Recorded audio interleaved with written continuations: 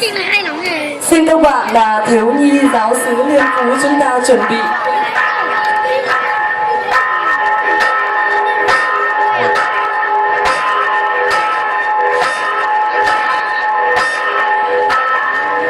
Kính thưa cùng đoàn, đó là tiếng chuông ngân vang từ tháp chuông nhà thờ Sáu Xứ Quế Phương để kêu mời mọi người đến với Chúa. Tiếng chuông là một hình ảnh rất quen thuộc đối với mỗi người Kitô hữu. Tiếng chuông luôn hối thúc mời gọi mọi người lúc bình thản thả những tiếng ngân vang như để ca tụng Thiên Chúa. Tiếng chuông luôn nhắc nhở chúng ta biết quy hướng về Chúa mỗi khi vất vả cực nhọc trong đường đời. Có nhiều thứ tiếng chuông luôn mời gọi ta đến với Chúa, mời gọi ta trở về với Ngài. Tiếng chuông đó có thể là chính cõi lòng của mỗi chúng ta hay những người xung quanh, cũng chính là tiếng chuông đang mời gọi ta trở về với Chúa. Với tiểu phẩm vui được mang tên Tiếng Chuông qua sự trình bày của các em đoàn thiếu nhi thánh thể Giáo họ nhà xứ Quế Phương thể hiện, tiết mục xin được bắt đầu.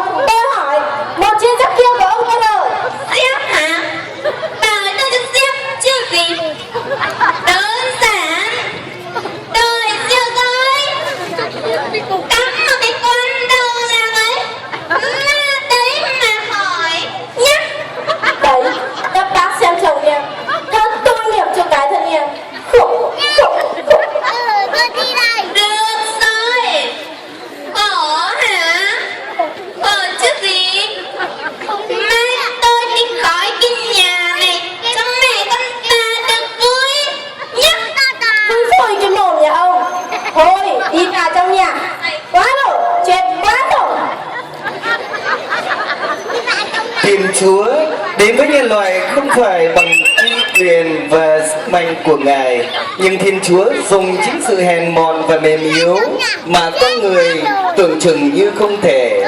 Qua đó, Thiên Chúa biến thành điều có thể và trở thành kỳ diệu trước nhân loại. Tôi hay Thiên Chúa đã đến trần gian với cảnh nghèo hèn và mềm yếu nơi hang đé be lên. Chỗ chỉ dành cho bò lừa cư ngụ ngoài đồng, hoang vu lạnh giá của tuyết đông. Đấng cứu tinh đến trần gian không phải sinh ra nơi cung điện nguy nga lộng lẫy, mà là nơi mọn hèn tận cùng của trần gian. Hôm nay đây, Thiên Chúa cũng sẽ biến đổi điều nhỏ bé đơn sơ nơi em thiếu nhi này thành mầu nhiệm giúp biến đổi gia đình em. Xin quý vị tiếp tục đón xem. Sao hôm nay mọi người đến đây đông vui thế nhỉ? Còn có cả các bác, các anh, các chị bên tôn giáo sang đây nữa kìa. Kìa, đấy đó. Chúa ơi, họ đến đây để tôn vinh, chiêm ngưỡng và ca ngợi Chúa đó. À Chúa ơi, Noel năm nay con còn được viết thư gửi lên Chúa để được tâm sự với Chúa đấy. Chúa ơi, Noel năm nay con có rất nhiều điều muốn tâm sự với Chúa. Xin Chúa ban cho bố con uống rượu đi để gia đình con có thêm tiếng cười mỗi khi gia đình đoàn tụ.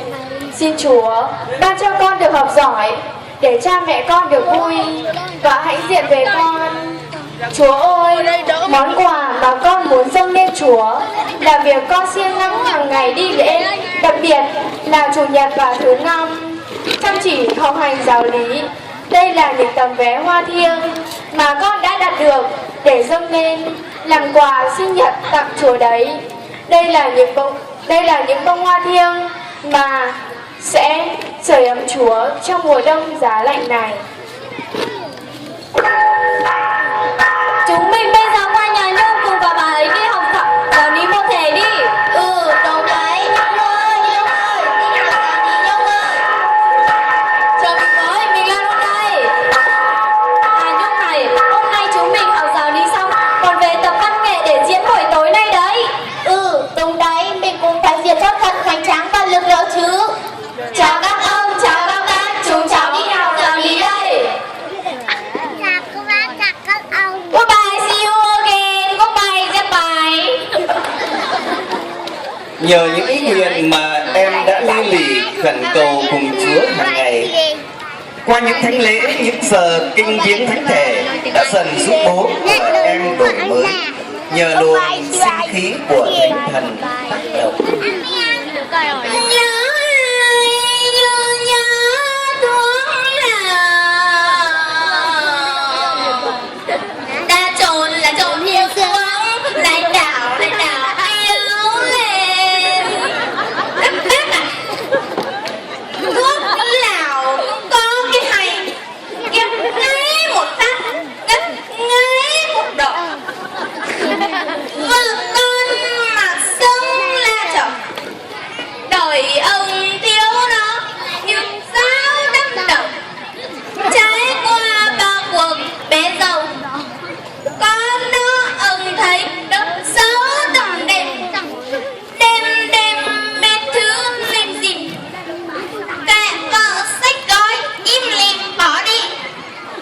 Nghe chi bao tiếng chị thuốc lão ông có ông phí ảo ảo, 4 con 3 đứa xanh xao, 1 đứa rất khó cũng nghiến như ông, còn đồng giống canh giống lồng, chung nhau ông yêu cuộc đời vui vui.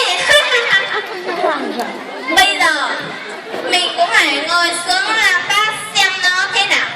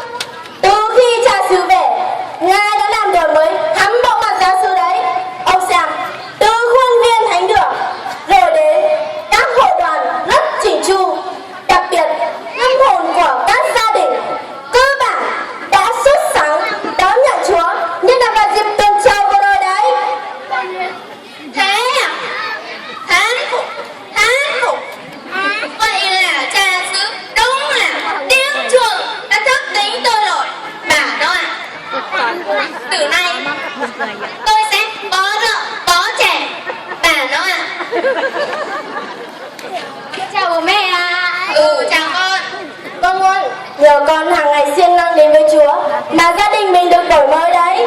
Con mừng quá bố mẹ ơi. Vậy là điều cầu xin của con đã thành hiện thực rồi. Con mời bố mẹ cùng con đi xem con biểu diễn văn nghệ mừng Chúa Giáng sinh nào. Cả nhà ta cùng đi nào. Tiếng chuông lại tiếng chuông mỗi lần vang lên như mời gọi mọi người đến với Chúa. Qua tiểu phẩm của đoàn thiếu nhi thánh thể vừa rồi đã cho chúng ta thấy còn những tiếng chuông lòng đang mời gọi những tâm hồn khô cứng trở về với Chúa. Tiếng chuông hôm nay chính là cha xứ, Ngài là tiếng chuông thức tỉnh gia đình họ trở về với Chúa. Xin chúc quý vị cũng trở thành những tiếng chuông mời gọi được mọi người đến với Chúa. Vâng, và tiết mục của đoàn thiếu nhi thánh thể chúng con tới đây đã khép lại. Kính chúc quý vị cùng cộng đoàn một mùa Giáng sinh an lành và hạnh phúc. Xin cảm ơn. Xin cảm ơn tất cả các em.